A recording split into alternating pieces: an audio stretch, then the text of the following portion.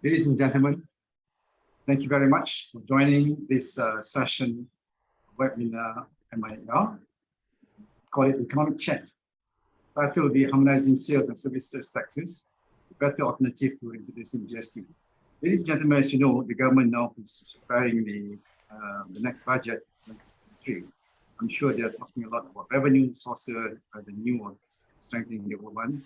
Also, the question of the expenditures, how to make them more efficient for people, especially in the context of this post-pandemic. I'm really honored today to chair this session. We have very distinguished speakers. We have Tan Sri Yong Pokon, a very distinguished businessman. He owned, so to speak, the Selangor Futures. And so we have another prominent speaker, Dr. Sri Subramaniam Tolashi, and who was a former customs general practitioner and now he's very active in NGO customs. And also we have a very distinguished speaker, Dr.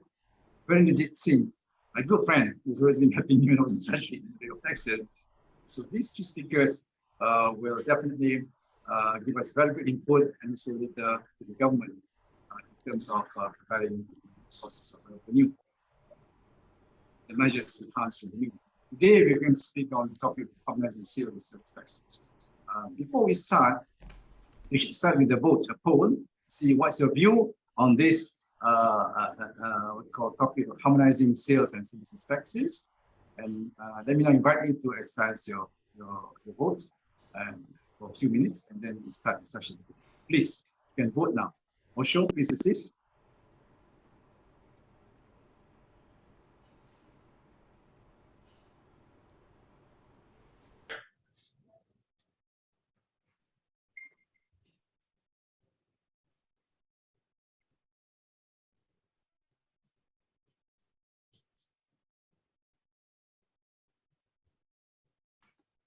Osho, can we start now?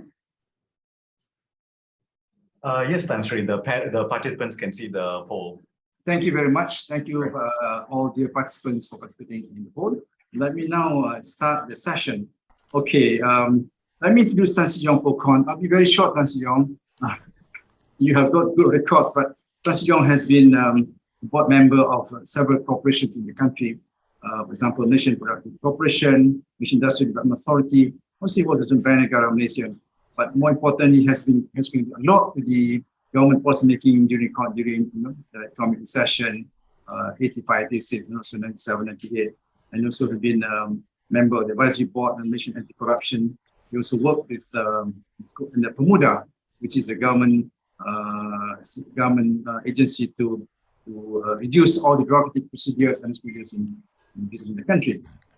And also we have also Dato' Sri Subramaniam Tolashi, and who was a former Director General of Customs, Royal Mission Customs, and he just retired 1 or 2 years ago, and now he served as Chairman ASEAN Customs Enforcement and Compliance Committee in 2011 to 2013, and he's the Chairman ASEAN Customs 2018-2019 session, and he's very active now in the NGO, for example, in sharing the ASEAN level information network of customs enforcement, just to help co-author a World Bank report addressing illicit tobacco.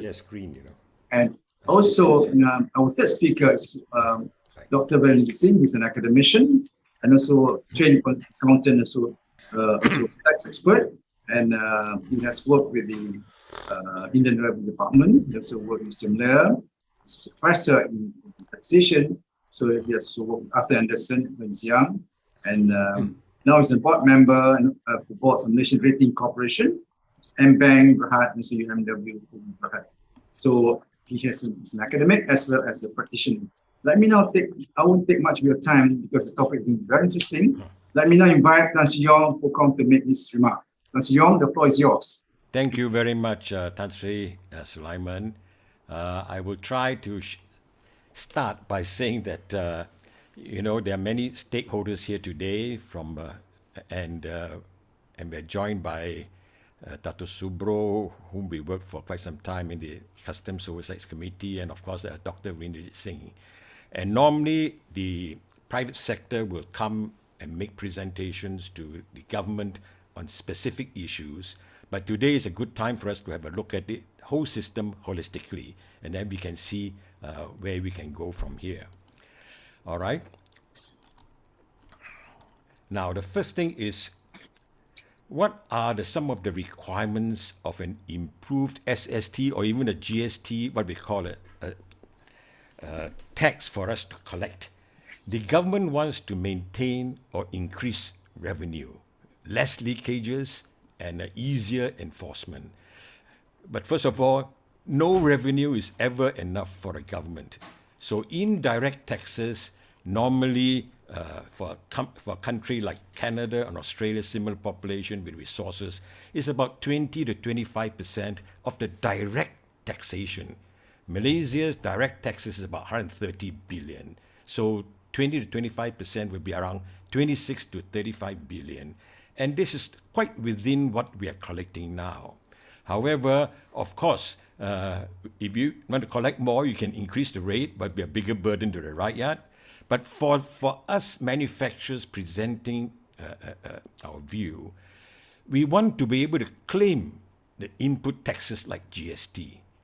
We do not want cascading tax on tax like now under the SST. You know, you cannot claim the credit for the input tax.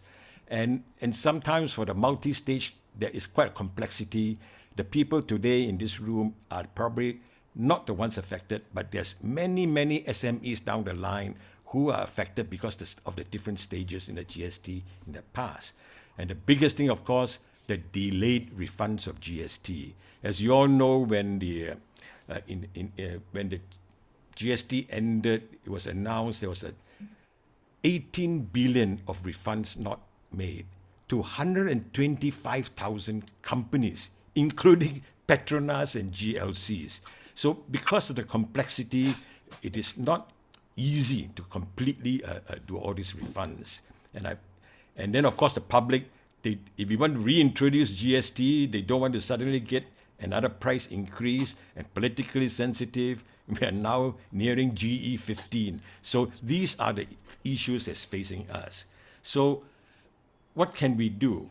We think that all these requirements of maintain or increase revenue, we don't want tax on tax, we don't want delayed refunds, and we are able to achieve it without new laws being passed because we already have an SST system. And I'll leave it to our two experts, Dr. V and Dr. Sri Subro, to see how we can do this eventually.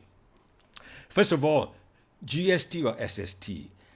A lot of people say GST because of 44 billion, but we forget we must deduct 9 billion of the refunds not made. I mean, Dr. Subro estimate roughly is about the time when we talked, is 35 billion net. But they, apart from the refunds, they probably have refunded maybe 1, 2, or 3 billion, I do not know. So it's about the maximum 35 billion, maybe 32, 33 for 480,000 companies. And SST, they collected 28 billion in the first full year, which is not too bad. It's only about 7 billion difference, all right? But the main thing is, it is collected from only 80,000 companies, not 480,000. And therefore, it is definitely far more efficient from a tax efficiency point of view. It's a single stage tax. And the result is that you free up 400,000 other companies, the SMEs, as a collecting point. And if each of these companies would employ half a bookkeeper of 4,000 at 2,000 a month, it's about 25,000 a year. At 400,000 companies is 10 billion cost to the economy. And this cost will somehow be passed over to the consumers in the end. So just to spend 10 billion to collect 7 billion does not seem like an efficient way of doing things. So what is it we can improve? In the future, we go on into this. But the main thing is, whether GST or SST, let's go back to the 80-20 rule. SST collects 80% of the GST revenue with only 16% of the number of companies. So if you really want to get back to 100%, you can either increase the rate by 1 or 2%, or you enlarge the base of the collecting companies a little bit more. So we can come and discuss how we can do this. So from a point of view of tax efficiency, my vote will go to the SST. And how do we improve SST to have the good benefits of GST? Because there are many good benefits, and let's go on to some of them.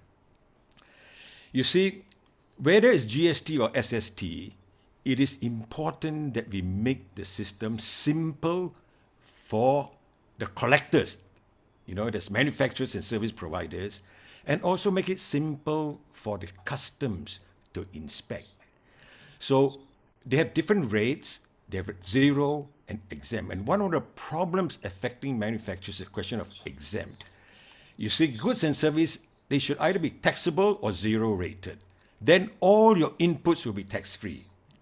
If you have an exempt product where the output is tax-free, the government says the inputs you must pay tax.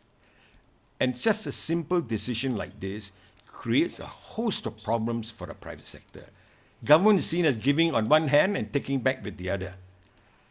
And there's huge administrative problems about manufacturers having to sort out the taxable and non-exempt and the exempt products. When customs come to inspect, they also have a big headache trying to sort out the inventory. And against the Buy Malaysian policy, unfair competition, because I give an example, diapers, babies' diapers. It is an exempt product. And rightly so, to help the B40 and etc. to buy the diapers free of tax. But by saying exempt, you must pay input tax, then the locally made diapers are higher priced compared to the imported ones. So we have to fix this, whether it's GST or SST, make it easier, make exempt products zero rated. You might lose some revenue on the inputs of the input tax, but you can again raise it a little bit on the output tax, and you simplify the whole process of collecting taxes. I'll give an example here where you can see, right? A lot of items which are exempt, but the inputs are taxable. On the other hand, taxable items, but tax-free. Books is a good example. The printers buy paper of different thicknesses, different sizes, and when they print books, the paper that they use, because books are exempt, and rightly so, the paper that they use, they have to pay input tax. And if they print posters and calendars, it's tax-free input. So it's a big problem trying to sort it out, and the same thing happens to cages of steel or air humidifier and air conditioners. They have a lot of common products, copper coils, cooling fins, motors. They have to separate it out, and it is, I would say, it's quite counterproductive. Let us make that change as number one. The second one is that in the services tax, there is already a recognition that too many input taxes along the way leading to tax on tax is bad. And the customs, to their credit, during Dr. Subro's time, they allowed what we call industry bubbles. In this case, the advertising industry. You have copywriter, photo studio, graphic designer, all this advertising company. If you don't have this bubble, they will be charging input taxes or output taxes to each other, and it will be tax on tax on tax. By the time it comes to the client, it will be very expensive. So they decided, no, among this bubble, it should be tax-free, and only when you bill the final customer, you put the tax, 6% service tax, which is very good. The only thing we should do now is to extend this bubble, because the advertising company, he consults lawyers. Lawyers bills him, so it'll be a tax on tax. And the lawyer is another service to the advertising company, is also like a graphic layout studio, or the accountant that he hires also have to charge him service tax, etc. So the concept is, why don't we extend the services bubble to all the services? Because no man is an island. We work in an ecosystem where a lot of services depend on each other. So this is something, and Dr. Supra has some ideas about, making, enlarging and having some negative lists. So these are the sort of things that we need to do. Expand advertising bubble to all types of services, and then we will simplify it. If we accept that in principle, then we go to the next step to think outside the box. We extend the services bubble across to the manufacturers and vice versa. Now, it is not so radical because among the manufacturers, we already have a manufacturing bubble. All manufacturers can buy their inputs tax-free and export it, sell to anybody if you're taxable, all right? And you can see the only problem is the exempt products. If you make exempt products like the diapers, you have to pay input tax. But if we go to step number 1, where we say all exempt products are tax-free, input tax-free, as ordinary, as zero rated, then we have this, shall we say, paradise, where we can say services extended to manufacturers will become tax-free. There will be no tax on tax, like in GST. No tax on tax. Among manufacturers will also be no tax on tax if exempt products are zero rated. But it doesn't mean that there's no service tax being collected, because the cost of services absorbed by the manufacturers becomes part of the cost of the manufacturer.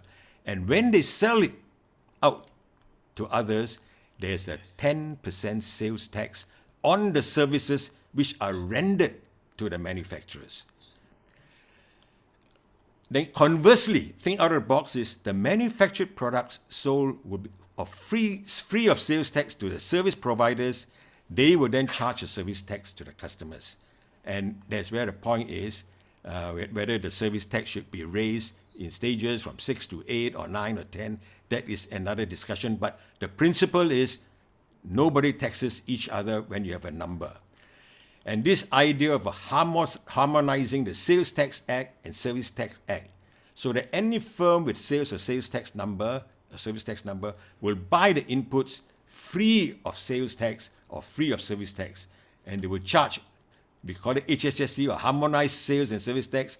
Actually, Dato Subro was the person who thought of the name Harmonizing. We haven't arrived at whether it should be HST, Harmonized Sales Tax, or HSST, but there's something for people to decide later. Okay, so finally, when you do all those 3 steps, the overall look will be like this. You have the manufacturers, you have the consumers, and then we have overseas sources. As I said earlier, manufacturers can buy all their inputs free of sales tax now. But if they were to buy their inputs from a local importer or distributor, it's quite a problem, because the local importer or distributor would have already paid the sales tax at customs. So Dato Subro also suggested the idea of a deemed manufacturer, whereby these importers will be given a manufacturer sales tax number, they import it, and then what happens is, if they were to sell to consumers, they must charge 10%. But they will not levy sales tax to anybody with an SST number. The manufacturers can buy free of sales tax from this importer. Manufacturers can buy directly from overseas, no sales tax imported, input tax. And of course, our sub-manufacturers inside here continue to do what they're doing. They buy it free of input tax, provided against the exempt products are zero rated. You just do that step, then this becomes a fantastic, like a GST system, whereby no input taxes will be levied on each other. And then when we sell to those who have no sales tax numbers, there's an end consumer or retailer. Now, they do not have any SST number. They must pay sales tax the moment the manufacturers sell to them. But the advantage is then, these retailers don't charge any more sales tax. They are not allowed to, because they don't have an SST number. So the consumers then will buy the products already with the sales tax charge. And you notice sales tax is charged 10% at manufacturer, whereas GST in the past was charged 6% along the chain. But it will work roughly tax neutral, because we have a higher tax at a lower price at manufacturer's level, and the rest of the chain, the wholesalers, the distributors, the retailers, do not then add on any more taxes. So you sell to the wholesalers, you charge the 10% to the wholesalers, wholesalers charge nothing to retailers, retailers charge nothing to consumers. So that is why the SST, being a single stage tax, is very efficient. You only monitor the red arrows. No need monitor the black like in the GST. On top of that, exempt products go straight to the consumers, to anybody without tax, and the manufacturer, if it's zero rated, get all the inputs tax-free. Likewise, you can export sales tax-free. And we have another idea that Dr. Subro mentioned about export trading companies. We call them deemed manufacturers again because they give them an SST number. And by doing so, it will help the thousands of what we call SME manufacturers who are not these boys who have SST number. They may be smaller time manufacturers. They can export through these export trading companies, and they are able to buy without any sales tax. And when they sell to locally, of course, they pay 10%, but when they export, it's tax-free, just like GST, but much simpler in this case. Now we come about tax-exempt services.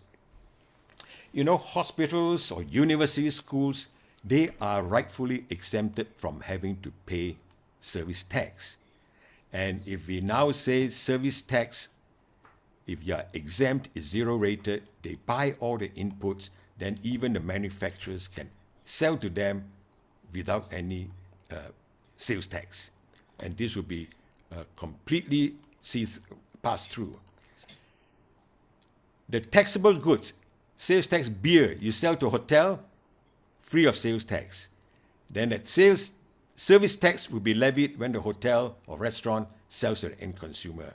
Now you may say, oh, last time you used to collect 10%, now we're collecting only 6%. But of course, 6% is together with their markup, of the hotel onto the beer. But as I've mentioned earlier, eventually we can raise this 6% to 8%. This is the calculation that Treasury and Customs have to work out to become what we call tax neutral in the end. And of course, the big bubble, the advertising services bubble, please extend to all the services. They will only charge to the end consumer, the lawyers, accountants, etc., those who have no SST number. But for all the blue boxes with SST number, all these taxable services are billed to the companies without any input tax. So we have a very neat, holistic system whereby no sales or service tax is to be charged to those with SST registered numbers, quoted on the invoice. You must get their numbers on your invoice. You don't charge any sales tax. If they don't have an SST number, then you will have to charge. And in so doing, it's a simplified system, and customs then need to only monitor the outputs. They don't have to monitor the inputs. They don't have to go to factories to count the inventory, whether your bolt and nut is for zero rated or not zero rated. So it simplifies all this work. And of course, of the manufacturer, if they want to sell 10,000 shirts, they just sell one invoice, 10,000 shirts to the wholesaler, charge the 10%, remit to custom. Wholesalers can sell to various department stores around the country to send to 10,000 consumers.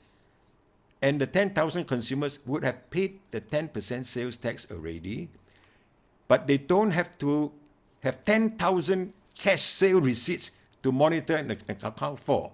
So this is why it is quite more efficient. And lastly, to help to appease the worries of the customs, we would suggest that we will still send out all our tax invoices, the listing to customs. We will every month submit listings with all the input and output tax invoices for uploading to customs computers. So one supplier A, company number, SSM number 245 something, SST number 1, 2, 3, 4, 5. End of the month, they will list out all the invoices and the dates of the companies they sold to, all the SST number they have, and the sales value. If they have an SST number, no SST charge. But if they don't have an SST number, they sold $26,000, they'll charge $2,600 as a sales tax. This listing will be in a predetermined form. When they send it to customs end of the month, customs, the computer will link all these numbers together and they will match it automatically. Oh, yes, it is true. He bought it on this day. Yes, it's true. This customer did buy. They will match it. And by matching it, nowadays the computers can do it very fast. Then if this invoice does not appear anywhere in any other company's customers database, the red flag will be alerted, and repeated omissions will attract penalties. And if it's found deliberate fraud, you send that guy to jail. You know, in 1950s or 1970s, when GST was formed, of course, they have to have input tax, and they make sure that the customer will sign a receipt and pay it back, collect the cash, remit to customs. Then we have problems then of refunds. And in the 50s and 60s, you don't have this type of computers. Now our computer is so efficient, within 1 second, you can check millions of data and highlight only those which are odd. And in so doing, help to do this. So essentially, this is the HSST, or the Harmonized Sales and Service Tax System, that we are likely to propose. And if it meets with your agreement, then we will take this further. But today is a good time for our two experts and you to discuss this matter. Thank you very much, Tan Sri. I shall now stop sharing.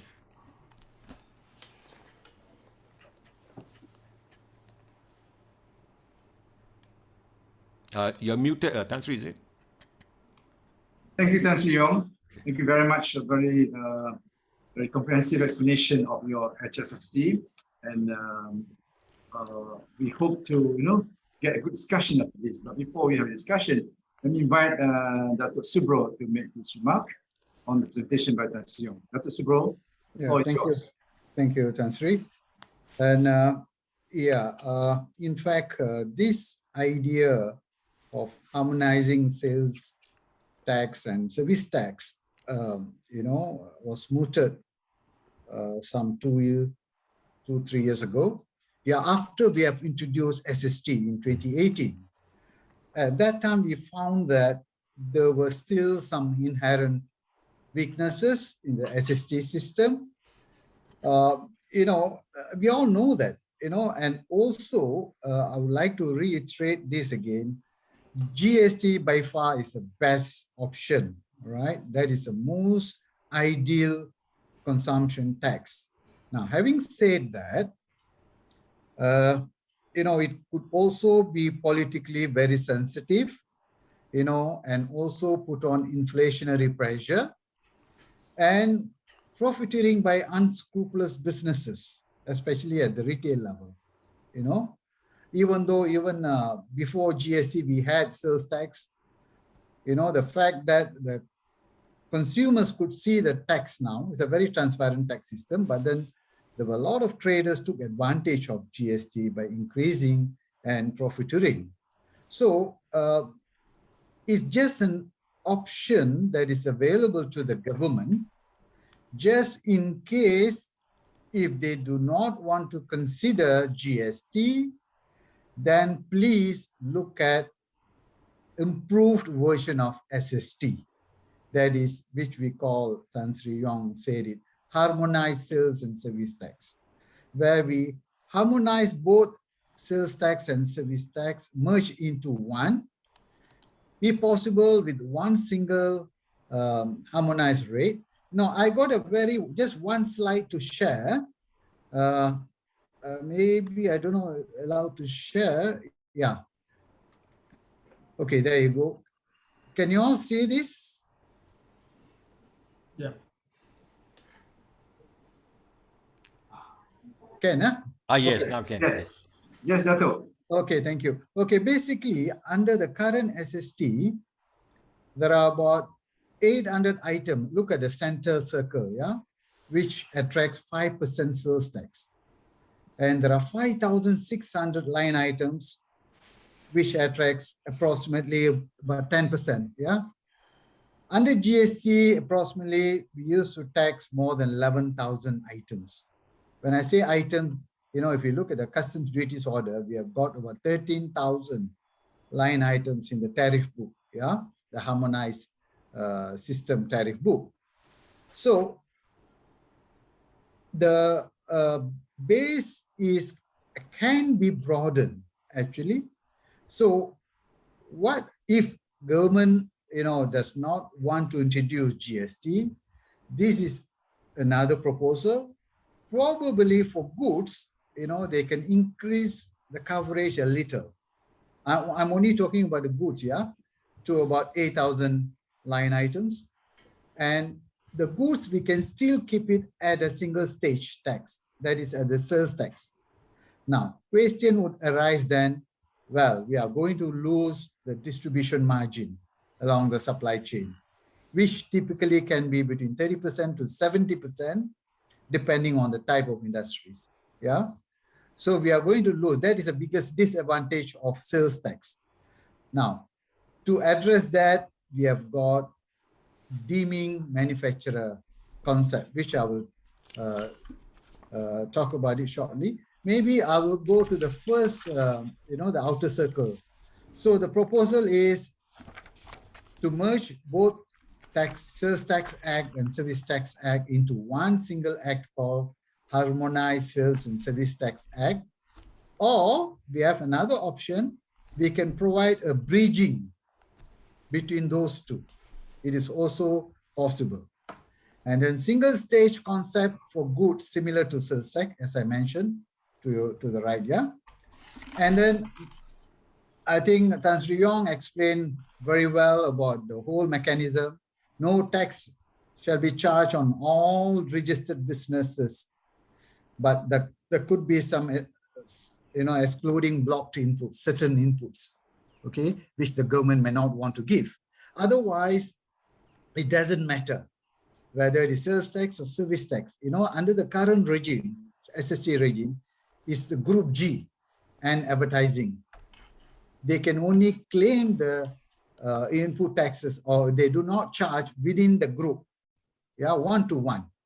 But if they acquire services from other groups, yeah, then it builds into their pricing. Similarly, for goods also, they cannot, vice versa. Manufacturer gets services, also not allowed to be net off, yeah. So that is the biggest inherent weakness in the current SST system. You know, when you talk about the tax base, I've done some numbers. You know, the current services actually is about 37% only being taxed. So there are a lot of potential under HSST to increase to almost mirror image of GST.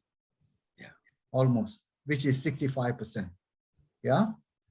So we can increase the tax base for services, and it will have lesser impact on CPI prices. Because when we look at the CPI basket, yeah, one of the main issue under GST was, you know, typically the goods have shown a dramatic increase, yeah.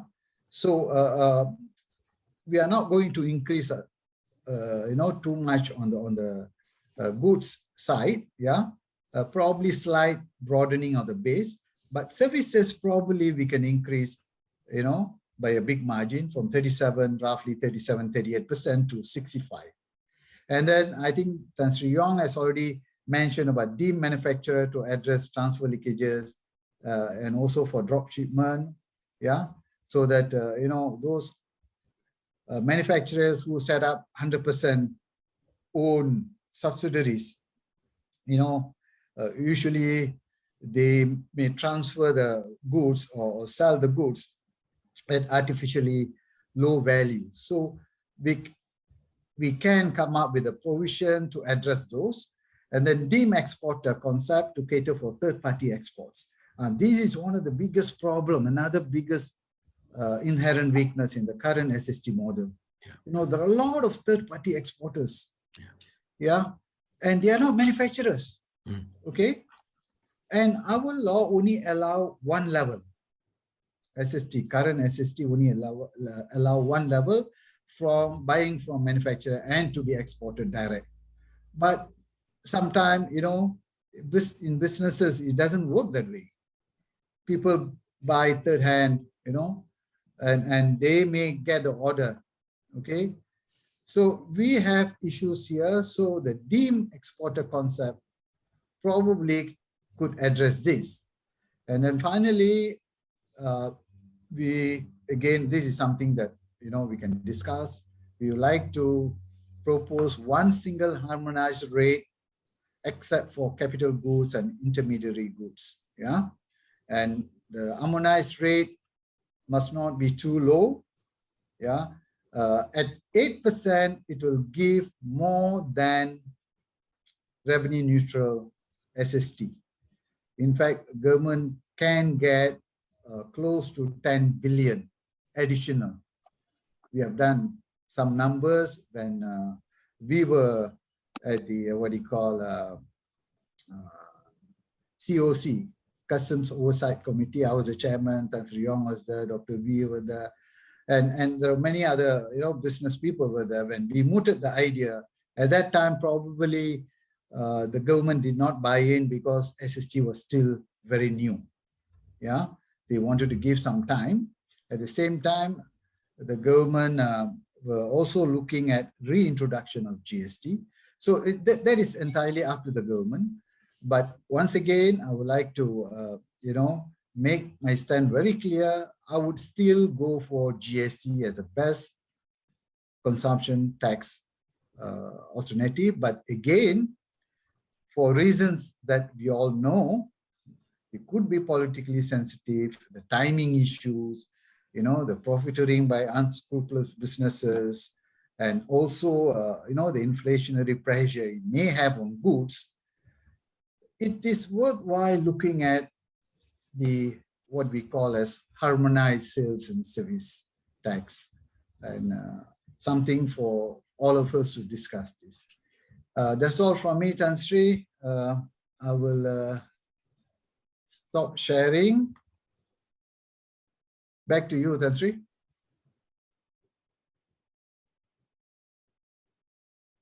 Thank you, Dato'. I'd like to hear your presentation. You're a real practitioner. Started instead by saying that he supports only GST. I like that. We were together in Treasury. That was a GST man. Okay, having heard industry person, Tan Sri Yong, and also the practitioner, the customs practitioner, Dato' Sri Subro, let's listen to real tax practitioner with academician brand and specialized in the area of taxation. Dr. Reintroducing, the floor is yours. Please. Thank you very much. Thank you. And I'm aware of the concern about time, but let's see how fast I can make my comments, and then we'll leave it to some Q&A. The point to note from the presentations or the comments that have been made by the panelists is a few things in terms of the weaknesses of SST, which I think are well documented. And the single most important weakness has been the cascading of tax. Because if you have a manufacturer, then a sub-manufacturer, another sub-manufacturer, you find that everyone charges each other and so on and so forth, and it creates all kinds of issues as well. So, and I think what Tan Sri Yong has mentioned is that the bubble that the government created for some of the sectors actually was a way to prevent cascading, so that you don't have tax on tax within the same manufacturer's phase or stage. And that I support in the sense that that would be a very good thing to move these bubbles to cover all relevant types of activities as well, so that we do not create the cascading in terms of the tax. Of course, the challenge there will be, the government will tell you there will be a loss of revenue. if I stop doing this, but we'll come to that later.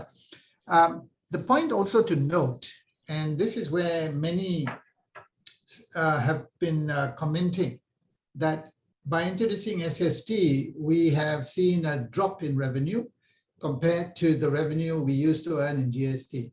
And what has been actually, in a way, alluded to by the two panelists is that that's a very false perception, because GST covered, from my own knowledge, almost 70+% of goods and services. And SST now covers only about 38% of goods and services. So when you do that, obviously SST revenue will be lower compared to GST. So that's one fallacy that we continue to hear from various economists as well, that to say that, oh, let's introduce GST, immediately our revenues will shoot up. And that's a very, very dangerous perception. So I just wanted to clarify that. It will shoot up if we widen the scope of coverage. Okay, that's a very clear. So question therefore for us to consider is that if you want to keep the SST, by widening the coverage, we also will collect more revenue, right? So how much more depends on the simulation that we have to do. So that's the first thing. Unfortunately, the challenge we have is that the current situation, rightly pointed out by Dr. Subro, is that inflation is a big issue in almost all economies. So what do we do? If we introduce a GST now, which I think the government has said there'll be no new taxes and so on, GST probably not now, maybe in the future. So the issue for us at the moment is, can we still increase some revenue using the SST model? And what Tan Sri Yong's presentation is actually, I call it the intermediary approach. I'm also a proponent of GST, and I have been, and I still am. But the realities are, GST, and we have to accept this, GST is a complicated tax because of the input-output mechanism.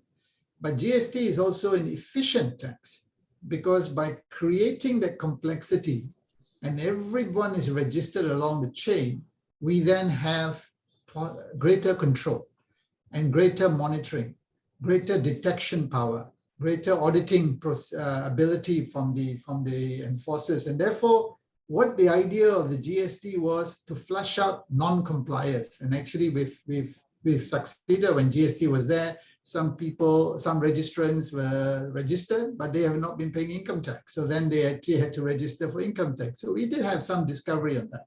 So that's really the strength of the GST, the inbuilt control mechanism, right? But obviously, if you introduce this whole concept, we'll go back to the same issues we faced in the past, which was really, I think, traders taking advantage, profiteering. Perhaps despite all the education, many people refused to listen, and therefore the implementation became a bit of a problem. I also sometimes feel that the customs were not fully on board in terms of effective enforcement. We do respect. This issue of refunds was a big issue. We all agree with that. And that's largely because this issue about evasion, this issue about false invoices, was actually prevalent in the minds of the customs authorities. They wanted to audit everything, and that's a separate administrative matter we can discuss. So you need to consider ways in which you can reduce the administrative burden. All right, we do not want to impose a greater burden on all the traders. Secondly, we also need to calculate how much of revenue can we collect, whether we move to the intermediary model that Tan Sri Yong mentioned, and eventually the HSST, that should increase revenue, although Tan Sri Yong's model about the bubbles and extending it, immediate reaction from the authorities is going to eat into our revenue.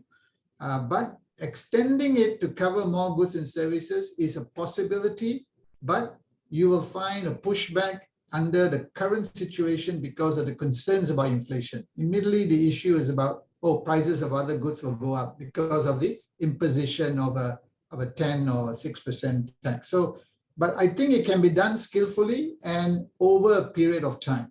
And the last one is enforcement has to be effective. One of our challenges has always been perhaps the manpower the investment into manpower in terms of the enforcement authorities perhaps needs to be looked at. And the final point is about technology, but the usage of technology has to be fundamental for enforcers.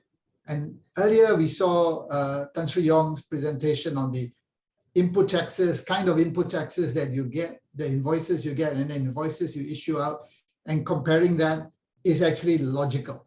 And that would be a great control mechanism that probably should be introduced if we look at intermediary model. So what I do concur with is that ultimately GST is the most efficient tax to have. And if we can't have it now, then let's try to look at what we can do within the current SST model. And Tan Sri Yong has presented a number of good, excellent points on how we can look at working on a modification of the current model. But the authorities will probably need to do a simulation that if they do this, what's going to be the impact? Also, at the same time, the question does arise, is it possible to include more goods and services with an eye on inflation as well? Is it possible? Is it not? Or can it be done over a period of 2 to 3 years? That needs to be looked at. So I think we don't have all the numbers. It's probably the customs or the MOF can do a simulation, or even MIER could be engaged to do some kind of a simulation based on a model. Now, so the point also I would like to make is that under the SST model, because you have sales tax, which the manufacturers will impose on the wholesaler or the customer, depending on what it is, and service tax imposed by the service providers on the customers or the end users. Fundamentally, I can also say that ultimately the revenue that you will collect will be still lower than what you will collect under a full GST model. The reason being is that GST effectively is equivalent to a sales tax or a service tax on retailers. The final price at which retailers sell to the customers, effectively that's what is happening. We collect a tax equivalent to what the final price is, but we collect it in stages to the manufacturer, wholesaler, and then the retailer. And then we have all these mechanisms. So there will be a margin, I guess, a marginal difference, but it is a good model to consider under current times, what Tan Sri Yong has mentioned. The issue will always be defining manufacturers, defining the various categories, and then licensing them. And I like the idea of saying that if you don't have a sales tax license, I will have to charge you the tax. If you don't have a service tax license, I will charge you a service tax. Actually, that would be a very, very useful way to move. And then the other issue really connected with all this is we've heard about e-invoicing, electronic invoicing, and really I am a proponent of introducing electronic invoicing as well. Of course, you need to have the technology, and you need to ensure that the business world will not come back to you to say you're creating a more burden and I got to buy some software, whatever. But there has to be a mechanism, and this should be funded by the government, I guess. It's a kind of a mechanism that they can actually track invoices. In a way, Tan Sri Yong's suggestion on the input up SST input taxes and kind of output invoices is like in re-invoicing, because you do have to disclose your tax number on your invoices. And then you have the authorities tracking these invoices and then comparing it. So I think it can be done. It's been used in many countries. We can learn from that. So I believe in the steps, in taking a few steps, progressive steps. Ultimately, I do think that we will have a GST equivalent, whatever name you want to call it. But in the interim, the model that Tan Sri Yong presented does make very good sense to consider, because it will also avoid the cascading of taxes, which has been the main gripe about sales tax SST that we have. And the government did introduce those bubbles for certain sectors, but they did not extend it to many others because the issue was potential loss of revenue. So maybe that needs to be simulated, worked on, and see where the models can lead us. And to me, I certainly believe that exporters would have to be treated differently because the issue with GST was that exporters are zero rated. And that gives us benefits to all our exporters because you do not have a tax that the other party, a customer in a foreign country will have to pay a higher price. So that is something that we can certainly work with. But I do understand that there are many, many complications because the sectors that we have, manufacturers, sub-manufacturers, all kinds of products, some have a multiple mixes, needs to be managed well. And I think customs department having got experience in managing all this should be well placed to see what can be done because they have the data and so on. And I also think that it is time we actually go back to invoicing and stating your SST number on the invoices. We used to do that in GST. I don't see why we can't do that under SST. And that should be one way to create this issue of a transparency as well. So I think that's probably where I want to leave it at the moment. I think we probably can look at any questions that may arise. But I support the view that Tan Sri Yong has said that this will be a progressive step to move into this kind of a model while we grapple with trying to see what is the final model we can have. And that could well be the HSST or the ultimate GST that we want. But to be fair, we can build in the components of GST within what we are talking about. It's a little bit of work, but the final thing is always about the revenue proposition. How much of revenue are we going to collect? And we need to do a proper simulation of that. So I think, Tan Sri Sulaiman, I think that's probably in a few minutes, that's quick comments that I have. I've always said in recent years in various events I've been in, that we should continue to look at the SST model and see how we can improve it. And don't necessarily jump into the GST model because of the past history. But I don't say GST is bad. I say GST, we will need a bit more time to really manage that. But ultimately, when we do what we are looking at, this alternative model, ultimately, it can be reflective of a GST model over a few years. So it's a progressive way to look at it. And I hope the authorities will be able to look at this and spend some time on this and manage it accordingly. Thank you very much. Thank you, Dr. Vendrajit. Very good exposition of your views on the both the practical public policy part and also the practical part implementing the GST, and clarify a position that you believe in the long run will be good for GST, but meanwhile you support GST to be improved over the years the way that Tan Sri Yong sees it, gradually, so that we will have a good GST finally, And Doctor also mentioned about the need for, to implement the GST in phases and to get more work done. I like that, especially the research part, the modeling part of GST. We take note of that as MIR, maybe we want to pick up that idea, Doctor. So let me now invite comments from the floor. And from the input that I have, there are a few questions. Maybe I'd like to find out to answer. One is that maybe you elaborate, what are the problems faced by the manufacturers in terms of SST? Maybe Dr. Tan Sri Yong may want to pick up this. Maybe some people participating want to know a bit more. What are the issues faced under the SST regime, especially by the manufacturers? Number one, Dr. Yong will answer that. And there's a question of e-invoicing. Dr. Vendrajit mentioned about invoicing just now. Is it the right time to enforce it or to apply to implement the thing?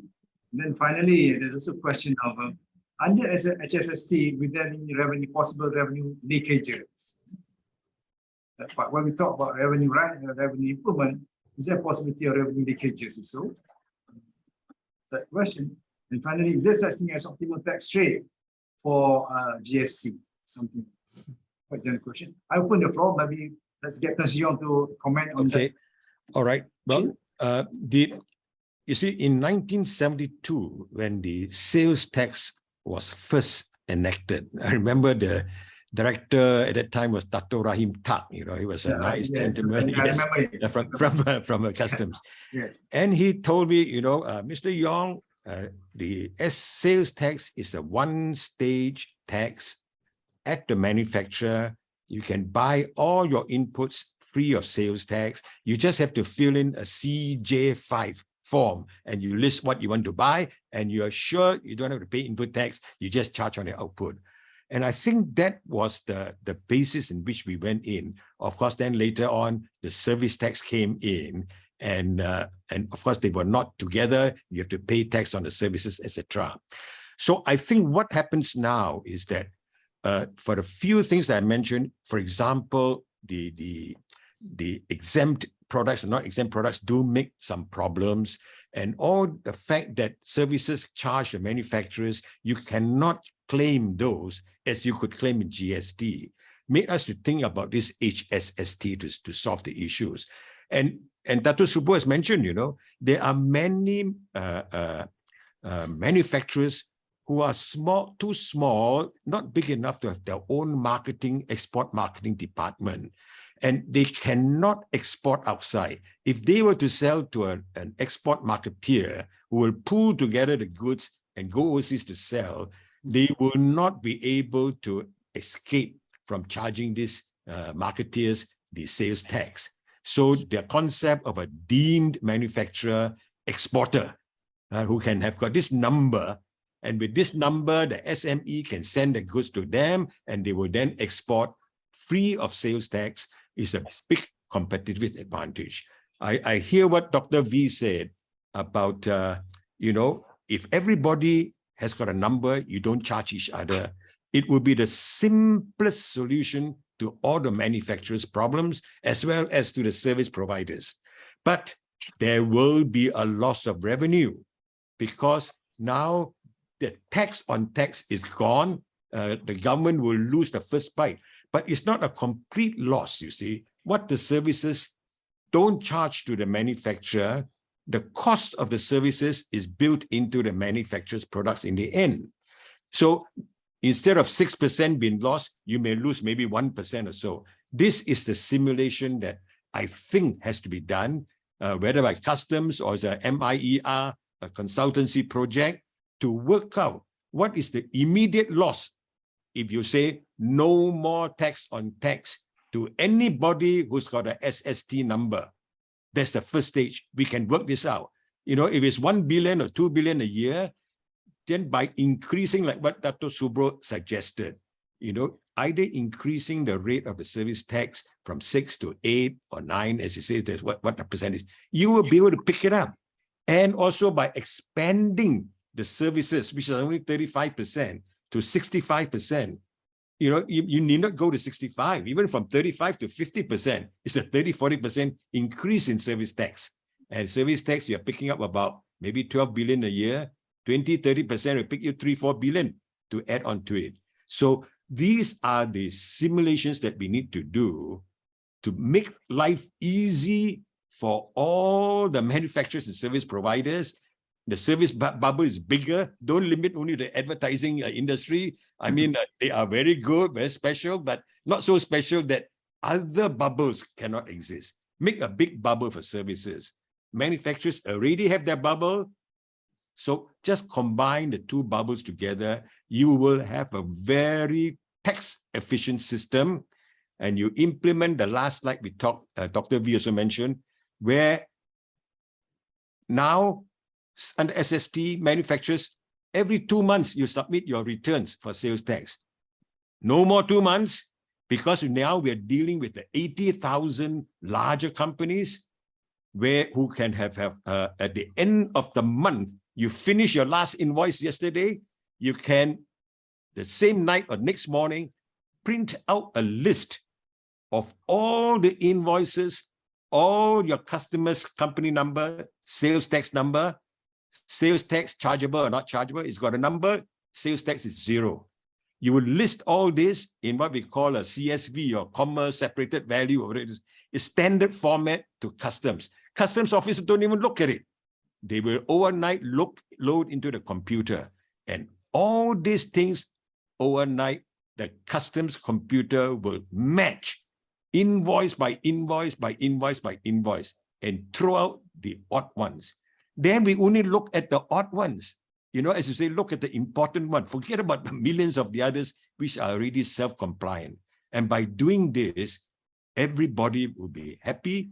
You know, we enlarge, as you say, check out the simulation, how much to be lose by removing tax on tax, increase the spread of the services, and if you need to, increase the rate. And as Dato' Subro say, you can get 10 billion more. You know, for the first stage, we don't go for 10 billion more. You just go progressively, and by doing so, then I think you will have a system that Malaysia could be proud of. A lot of people say, how many countries, as a question, how many countries have done this in the past? I would say, not yet. But remember, Malaysia is the only country who had sales tax, went to GST, and went back to sales tax.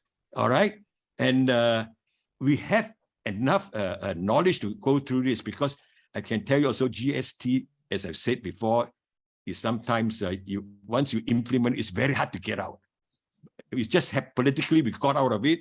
Now let us, before we jump back in, let us simplify or make things more effective for SST. That obviously is let's make it, give it a good try. Maybe take us 1 year, 2 years, and we can try it already. And then later on, after 5, 6 years, you get used to it. Then we see whether GST, some of the attributes of GST is already in here, but without the problems of refunds. Refunds is a big problem.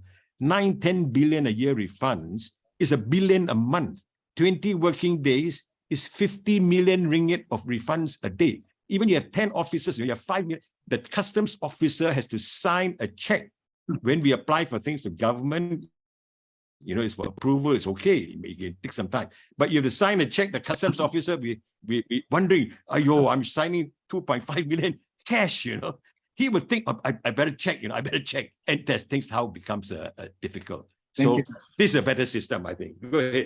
Thank you, Tan Sri Yong, for the elaboration. Let me invite Dato' Subro. You want to comment?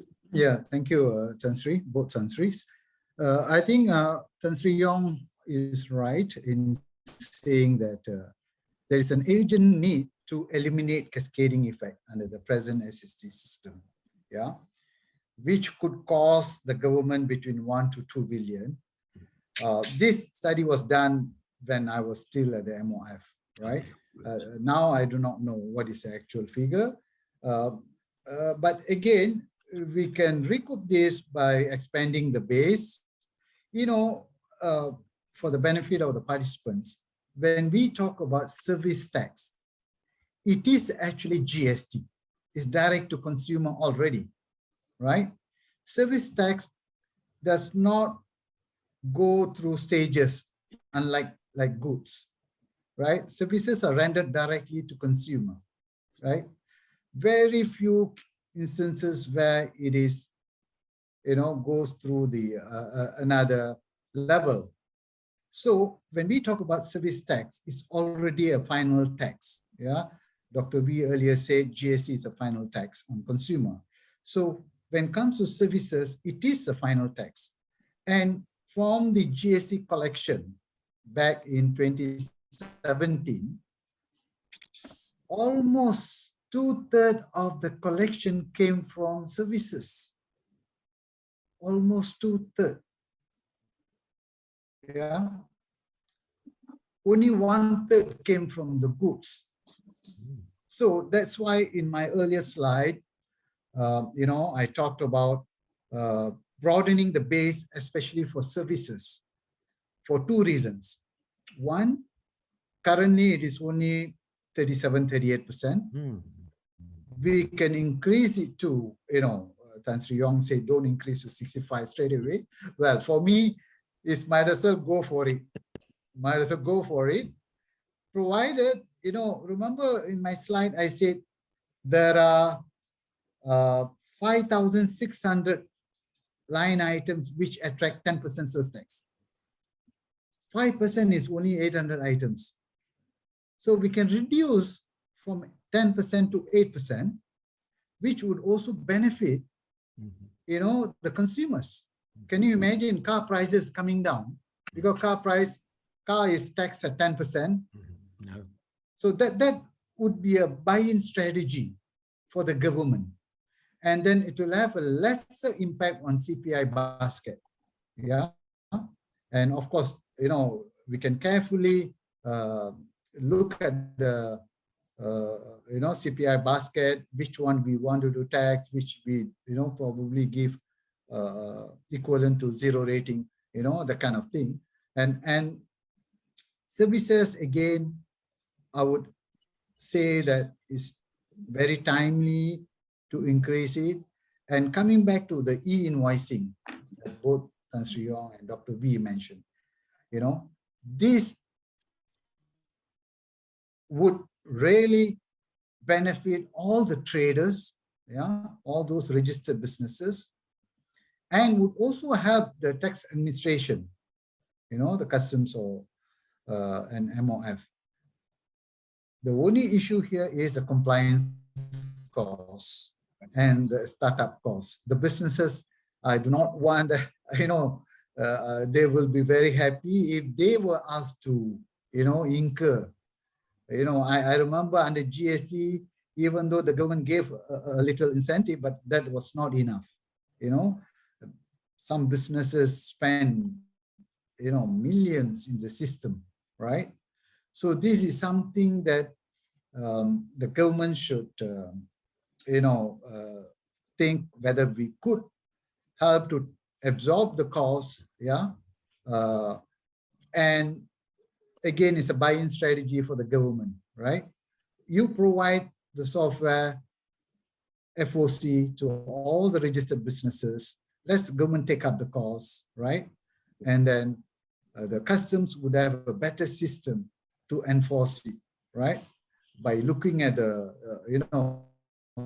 the invoices that is sent to the database, you can do the matching. This is what India does in their current GST.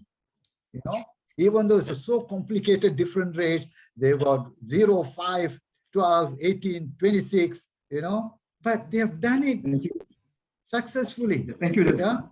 Because of their computer system, this is something that we should really consider. Thank you. Sorry to cut you just now, but let me invite Dr. Reintroducing to give his final remark. Thank you, Tan Sri. Just taking into account some of the questions that came up and what you have summarized, Tan Sri. Let me just address that very quickly.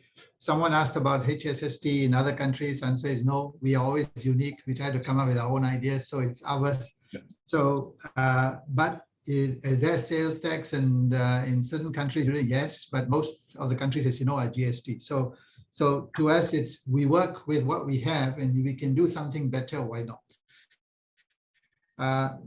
One of the questions that were raised by participants pointed out some of the problems that they face in SST, and the questions that these problems will disappear once you have a bubble that covers all the manufacturers and the sub-manufacturers. So I think that's exactly what Tan Sri Yong's proposal is all about.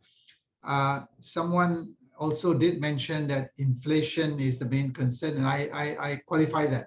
That's really the main issue right now, why the government in this budget will not introduce any new taxes. So, but it's a worldwide issue. It's not something that's caused due to problems in our country. It's due to supply chain issues. So we'll manage that.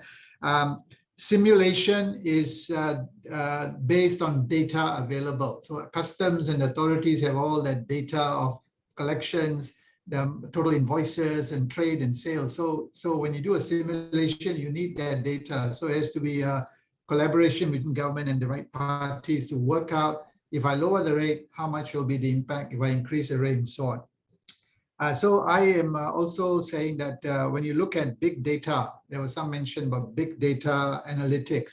To me, that's a given, and forces must use big data to manage this. It's all about analyzing the data, determining components, behavior, and then tracking it and making sure they are enforcing it. For example, if we have so many manufacturers in the country, why aren't all of them registered? I guarantee you there are a few manufacturers here and there Sorry. which are out. Sorry, no, Right? I got to cut you, so I'm so sorry. No, I'm no problem. very topic, just- but we catch it.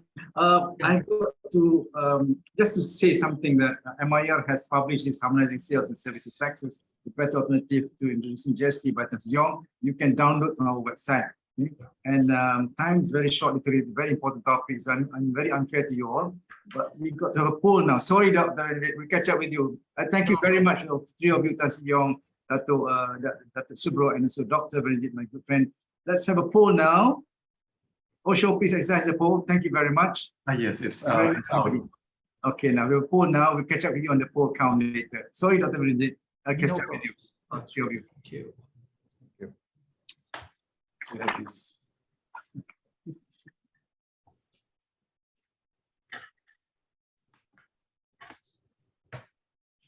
Thank you. These three gentlemen give us very good input to GST. I hope several treasury officials are listening to our discussion this morning. Osho, do we get the count now? 191 registered with us now. 194. Yeah, we have 184 right now. 194 registered with us. 184. You have any counts? Yes.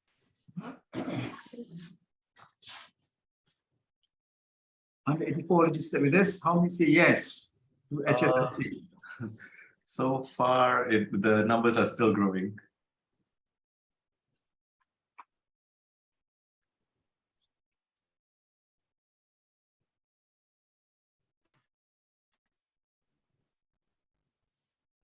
Okay, what's the count now up to now?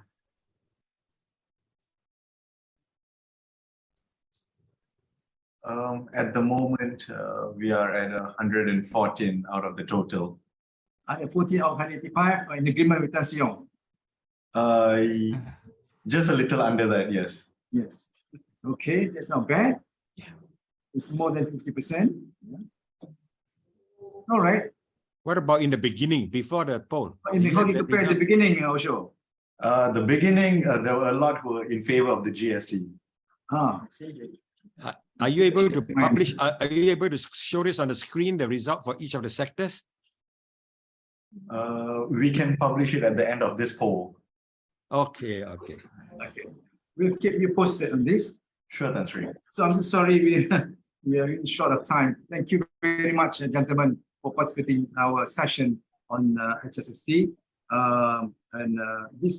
Your comments are recorded by us, and we hope to record them and publish them, add to Tan Sri Yong's report here, and we get it sent to the relevant authorities, the Treasury, Tax Division, and Customs, of course. Okay, thank you very much, gentlemen. Thank you have a good day and have a good weekend. Thank you. Thank you. Bye-bye. Bye-bye now. Bye-bye. Thank you to our fellow panelists. Thank you, panelists. Thank you, all participants. Thank you very much.